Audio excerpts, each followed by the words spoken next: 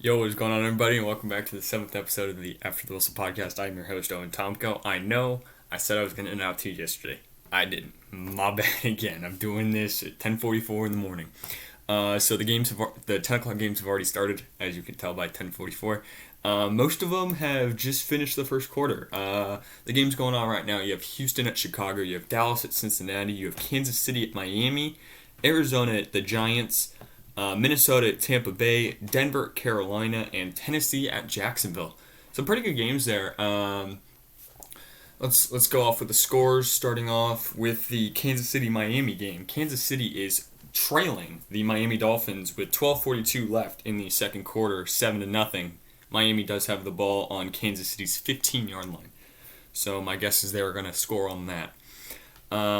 Next game, we got the Dallas Cowboys headed to Cincinnati. They are up 10-0 with 10 minutes left in the second quarter. Dallas has the ball on Cincinnati's 42. Most likely that will turn into points. Next game, Tennessee. The Tennessee Titans are leading the Jacksonville Jaguars 7-0 with 14:22 left in the second quarter. Tennessee has the ball on Jacksonville's side of the field. Next game, the Arizona Cardinals are leading the New York Giants 3-0. Minute into the second quarter, they are leading 3-0 with the ball on their side of the field. Now we're headed to Chicago. The Chicago Bears are leading the Houston Texans 14-0 with 12:57 left in the second quarter, and Chicago has the ball on Houston's 5-yard line, so more than likely going to be 21-0 in a second. Denver, next game, Denver. We have the Denver Broncos leading the Carolina Panthers 6-0 with 12:52 left in the second quarter. Denver has the ball on their 10-yard line, so they got to go a long way to score that. And the last game that is on at the moment is the Minnesota Vikings are leading the Tampa Bay Buccaneers 6-0. With 9:30 left in the second quarter, Tampa Bay has the ball on their 17-yard line. I really didn't have much planned for this video, but I'm going to do my best. I'm going to kind of spitball a bunch of things here. I guess we can go over a little bit of the Patriot-Rams game that happened on Thursday night. The Rams did come away with a 24-3 win over the New England Patriots. Big win for them, because that pushes them to 9-4, I believe. So as of this moment, they are leading the NFC West Division by one game, because Seattle plays this afternoon against the Jets. Cam Newton threw a pick six early in the first half, I think. Threw a pick six to Jordan Johnson, maybe. But other than that, the Patriots didn't look very good. Once they got down to the red zone, I mean, everybody knew what they were doing. They were just going to run quarterback power with Cam Newton, try and get in. So that didn't necessarily work too effectively. But yeah, I mean, the Patriots haven't looked too good this year. More than likely are not going to make the playoffs, which means they'll be having a pretty decent draft pick this year, which, if you're a Patriots fan, you're optimistic about, because you can take anything you want at that point, because you guys need a lot of things. But yeah, so I guess I'll go into predictions for the 1 o'clock and beyond games. So the first 1 o'clock game at 1:05 p.m. Pacific time, you have the Indianapolis Colts headed to Las Vegas to take on the Raiders. Indianapolis Colts come in 8-4, and the Raiders come in 7-5. This will be a very, very good game. The spread is 2.5 in favor of Indianapolis, and the over/under is 51. I will take the over on the game, and I will say, actually, I like Indianapolis because I like their defense. Their defense is really, really good. And they've actually played some pretty good football as of late. But I got to take the Raiders here. I think the Raiders are going to win. I think their offense is clicking right now at the moment. Derek Carr has been having has been having a pretty good year. And if he can just continue to connect with Darren Waller, I think it's going to be a pretty good game for the Las Vegas Raiders. So I will say Las Vegas does cover, and they do win the game. They also will. I will take the over on the game. It's going to be a high-scoring game. Um, I think the person to watch in this game is for both teams. I want to see. You got to look at the running back room for the Colts. It's going to be either Jonathan Taylor, Naeem Hines, or I can't remember the third guy. But those are the two guys you got to watch on that offense, and maybe Michael Pittman. Michael Pittman's had a pretty good year, but I guess it's all going to come down to the running game for Indianapolis. I think they really haven't had that dominant rusher. Jonathan Taylor has 609 yards, 4 touchdowns on 150 carries.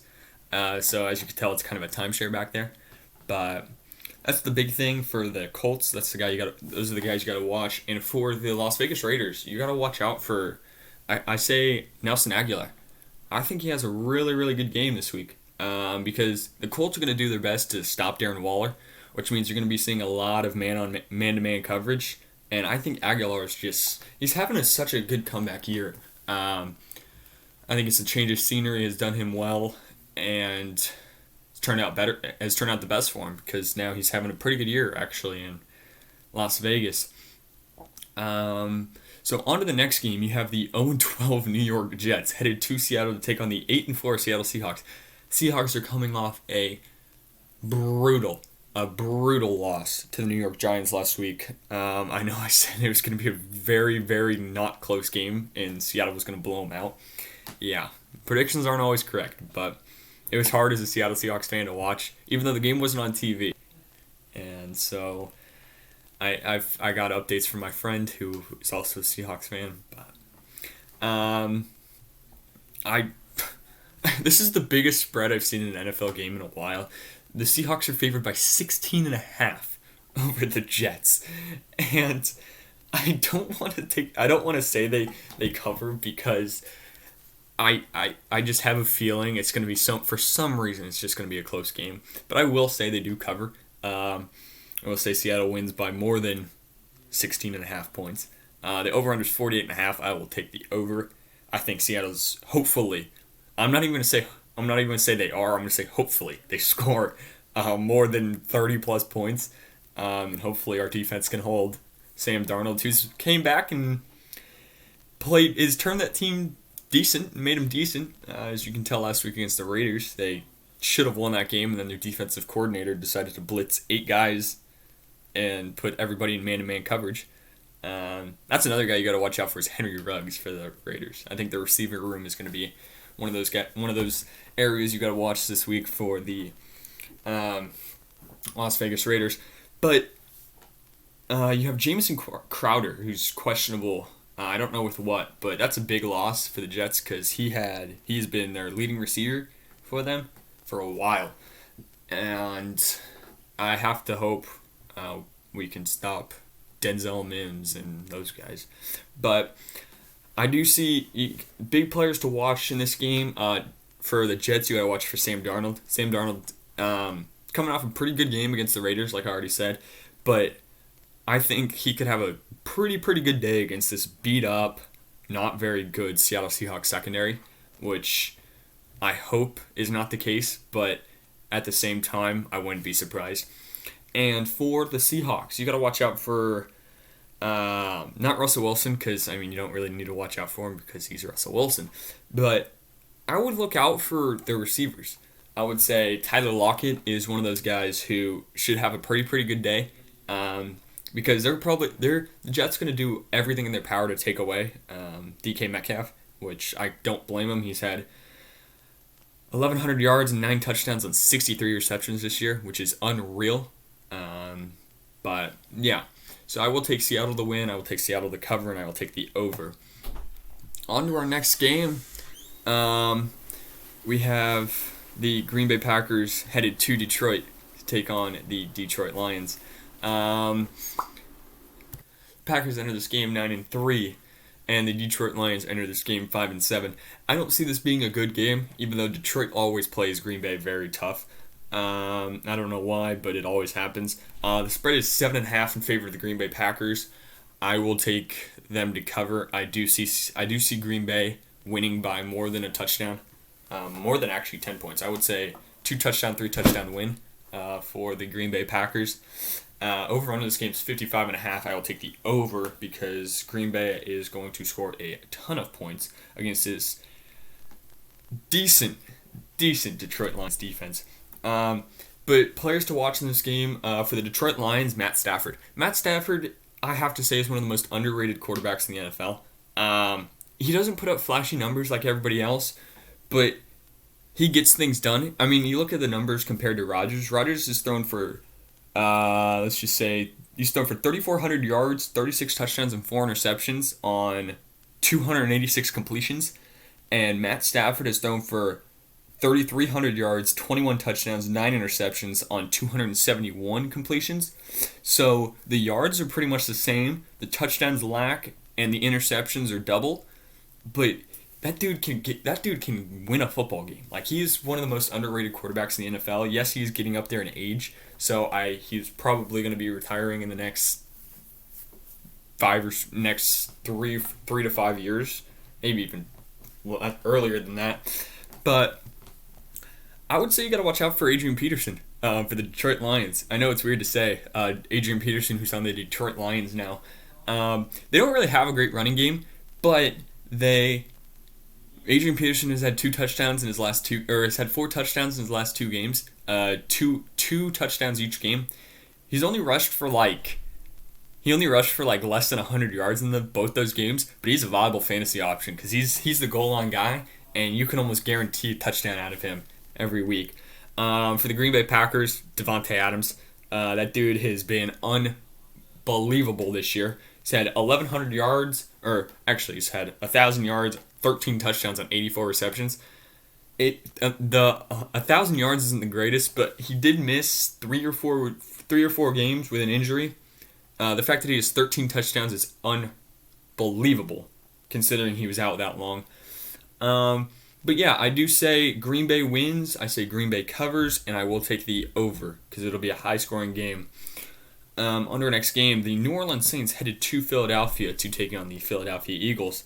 Big news out of Philadelphia: they benched Carson Wentz and are turning to Jalen Hurts, rookie out of Oklahoma, as their starting quarterback this week. The Saints enter this game 10-2, and the Eagles enter this game 3-8-1. I think it was I don't want to say it's premature to bench Carson Wentz because he has been god-awful this year.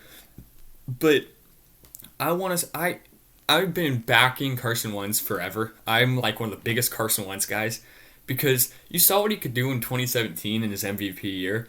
He just doesn't have any weapons around him. His receivers are god-awful. His offensive line's beat up. I think he has 3 offensive line injuries this year. Their running game isn't anything this year. Their defense isn't helping him out, isn't getting turnovers, isn't putting him in winnable situations. And it's a rough situation for Carson Wentz. Next year is going to be the telltale year, whether they keep him or they get rid of him. If he has a good year, you keep him. If he doesn't, you got to get rid of him. I mean, he's being paid like $180+ million to sit on the bench at this moment. I think he's $185 million or something like that. But I guess you got to say the player watching this game for the Eagles is Jalen Hurts. I don't see the big fascination with this guy. I mean, he was a great college quarterback. He played in one of the worst defensive conferences on the planet, though, in the Big 12. So all his numbers look inflated. If he were to play in like the ACC or the Big 10, he might not put up the same numbers as he did. And he relies so heavy on the run that when he's in there, their offense is completely different because you can utilize him in the run game. But you got to watch out for him because he's not going to be the greatest guy on the planet. He's not going to be the greatest player on the planet. I mean, as you could tell when he came in last week against the Packers, he threw like 5 for 12 for 60-something yards and a touchdown. The touchdown was a beauty, by the way. But that's the guy you got to watch out for the Philadelphia Eagles. And the guy you got to watch out for the Saints is Michael Thomas. He's had one of those years where he was hurt for most of the year, and then he just really hasn't been utilized much. But with Taysom Hill under center, he has been targeted the most out of any Saints receiver, not counting Alvin Kamara, who is the leading receiver on that team. But I expect Michael Thomas to have a really good game. So we got to keep an eye out for him. On our next game, you have the 4-8 Atlanta Falcons headed to Los Angeles to take on the 3-9 Chargers. Chargers coming off an embarrassing 45-0 loss to the New England Patriots last week. They just couldn't get anything going. Herbert looked terrible. And yes, but players you got to watch out for in this game. You got to watch out for Herbert. Herbert should have a very Herbert. I want to say Herbert and Mike Williams, two guys who could have very good games against his not particularly good Atlanta Falcons secondary. They give up the most passing yards to any quarterback this year. So you got to watch out for those two guys on the Chargers side of the ball. On the Atlanta side of the ball, Calvin Ridley. I think Julio Jones has been ruled out this week. So Calvin Ridley is going to be seeing number one corner treatment from not Desmond King, they traded him, but not Chris Harris, but the other guy, Casey Hayward, maybe. You might be seeing coverage from him. But I wouldn't be surprised if they try and double team him a lot. But I expect him to have a pretty good game. Matt Ryan has played pretty good this year. He's getting up there in age, thrown for 3,500 yards, 18 touchdowns, 8 interceptions. Not the greatest stat line ever, considering Herbert has more touchdowns, one more interception, and about the same yards, and Herbert's a rookie. But the spread of this game is 1.5 in favor of the Chargers. I don't see the Chargers. Chargers are god-awful this year. So I see Atlanta winning this game. Over on this game is 49. Over. Shootout. High scoring. A lot of touchdowns. So I do see Atlanta winning. I do see them covering. And I will take the over. On to the next game. We have the Washington football team headed to not San Francisco, because they're not allowing games to be played in San Francisco. They are headed to Arizona to take on the San Francisco 49ers. Washington enters this game 5-7, and so do the San Francisco 49ers. They enter this game 5-7. I don't know what to say here. Nick Mullins is starting quarterback for the San Francisco 49ers. Not the prettiest name on the planet. The dude's like 33, and he's been a career backup his whole life. I think Jimmy Garoppolo is hurt, so that's the reason he is. That's the reason he is playing. But he's played pretty good. I don't see them winning this game, though. I do see the football team pulling out a victory. San Francisco is favored by 3. I don't see that happening. I see Washington covering. The over-under is 43. I will take the under. I think it is a very low-scoring game. I don't think any offense. I think Washington has by far one of the best front sevens in the country. I'm thinking college. In the league this year. With Matt Ioannidis, Chase Young, and 2 other guys who I don't know of. Those are the big names that I know of on that defensive line. Guys to watch in this game, Antonio Gibson. He's had a phenomenal rookie year. Not necessarily in the rushing department. He only has 659 yards, but he does have 11 touchdowns. He had that big week on Thanksgiving against the Cowboys. He had like 152 yards and 3 touchdowns or whatever. And the guy to watch for the Niners, I will say, is Nick Mullins. Nick Mullins has got to perform well to beat this pretty underrated Washington football team defense. I just want to put this out here. Alex Smith should win Comeback Player of the Year for sure. Like, not even a question. You can't even give it to anybody else because of what that dude has been through. On to our second to last game, you have the Pittsburgh Steelers headed to Buffalo to take on the Buffalo Bills. Pittsburgh being handed their first loss last week against the Washington football team, so that pushes them to 11-1, taking on the 9-3 Bills, I believe. I think the Bills are 9-3. It's unbelievable. But I do see this will be a very good game. Yes, 9-3. This will be a very good game. Steelers need to get their offense clicking. They really haven't had the best offense, most dominant offense. They haven't blown anybody out. But I do think their defense is the best in the league by far. I couldn't tell you a better defense. Maybe the Colts. The Colts have played really, really good defense this year. But the defense is why the Steelers are 11-1. So Buffalo is favored by 2 in this game. I don't see Buffalo winning this game. I do think it's a shootout, but I think the reason the Steelers are going to win this game is because they will not allow Josh Allen to throw more than 2 touchdowns. Over in this game is 49. I'll take the over. High scoring game. High scoring game. I will take Pittsburgh to win. Players to watch in this game. I will say Stephon Diggs and Cole Beasley. So that receiver room for the Buffalo Bills, they could have a unbelievable day. Even though they are taken up against a very, very good Pittsburgh Steelers secondary. But I do think they've been unstoppable this year. I mean, Diggs has had an unbelievable year. Doesn't really have the touchdown numbers to prove it. Has pretty good yards. He has 1,000 yards again this year. And the big thing for the Pittsburgh Steelers, I would look out for Big Ben. And I don't know if James Conner's going to play this week. I think he is. So you got to watch out for those 2 guys. James Conner has not had half the year everybody was expecting him to have. And Big Ben's used to have a pretty good year. He's thrown for 3,100 yards, 27 touchdowns to 7 interceptions. Pretty good year, considering he's like 38. So I will take Pittsburgh to win. I will take the over. And yeah, on to our last game of the episode is the Monday night game. It is the Baltimore Ravens headed to Cleveland to take on the Cleveland Browns. Cleveland is one of those teams this year that are 9-3, but nobody likes anyway. They're going to be in the playoffs, which is weird to say because the Browns are not very good ever, but they were really good this year. It doesn't have anything to do with Baker Mayfield this year. I can't attribute this success to Baker Mayfield. It's all in their running game. They have the best rushing offense in the league. They have probably the 2 most dynamic running backs in the league in Nick Chubb and Kareem Hunt, the best 1-2 running back duo in the league. I don't think it's close in that.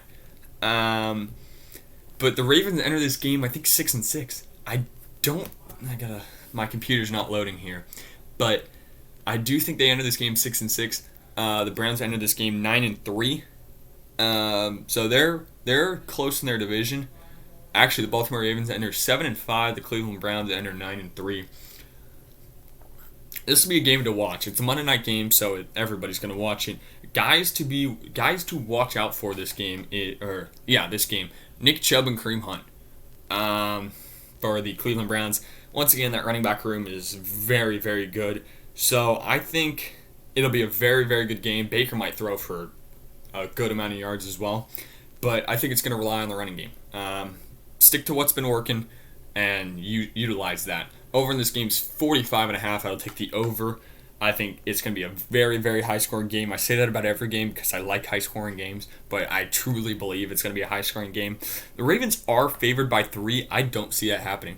I think Cleveland's defense is going to be prepared and I think they're going to be able to stop Lamar Jackson. It's really, the Baltimore Ravens are really one-sided because you know what they're going to do. They really don't throw the ball much at all. And guys to watch for the Baltimore Ravens, I want to say that defense. I think if that defense can stop the run and force Baker Mayfield to throw the ball, I think they have a pretty good shot at winning this game. So I will say Cleveland does win. I will take the over, and I will say, Cleveland does cover. Yeah. So that's gonna be it for the video, guys. I know this video ran a little late, and I know it's Sunday morning, and I apologize for that. I really haven't been up on top of these Saturday uploads, but it's my fault, so I apologize for that. But hope you all enjoy your weekend. I know we got Christmas break next week for me, or not next week, but in 2 weeks. So be expecting a lot of videos coming out then. You got conference championships next week for college, and you have week 15 of the NFL season. And for all of you people who play fantasy football, good luck in your fantasy football playoffs.